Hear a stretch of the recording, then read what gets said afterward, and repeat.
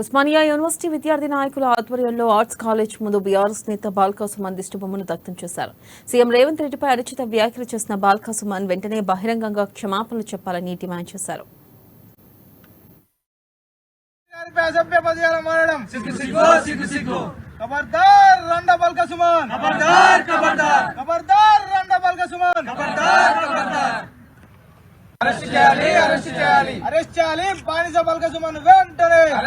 యువతరానికి ఆదర్శం కావాలి తప్ప యువతరాన్ని తప్పుతో పట్టించే ప్రయత్నం చేయొద్దు.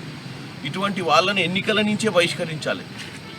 ఒక రోల్ మోడల్గా ఉండాల్సినటువంటి వ్యక్తి అలా వ్యవహారం చేసి మరి ఆయన వాళ్ళ గురువు గారు వాళ్ళ నాయకులను ఈరోజు ఓడిపోయి ఏ ప్రాధాన్యత లేకుండా ఉన్నటువంటి బాల్కా సుమన్కి ప్రాధాన్యత సంతరించుకునే ఒక మార్గంలో ముఖ్యమంత్రిని తిడితేనే ఆయనకు గుర్తింపు వస్తుందని దొరల దగ్గర వాళ్ళ కేసీఆర్ కుటుంబం దగ్గర గుర్తింపు కోసమే చేసినట్టుగా అనిపిస్తుంది. ఇటువంటి వాళ్ళందరినీ రెచ్చగొట్టి 55-60 దినాలైంది కాంగ్రెస్ పార్టీ అధికారంలోకి వచ్చి. మా ముఖ్యమంత్రి వర్యులు మా మంత్రులు అందరూ కూడా ఇచ్చినటువంటి హామీలను నెరవేర్చే ప్రయత్నము 9.5 ఏళ్ల పాలనలో చేసినటువంటి అప్పులను ఎలా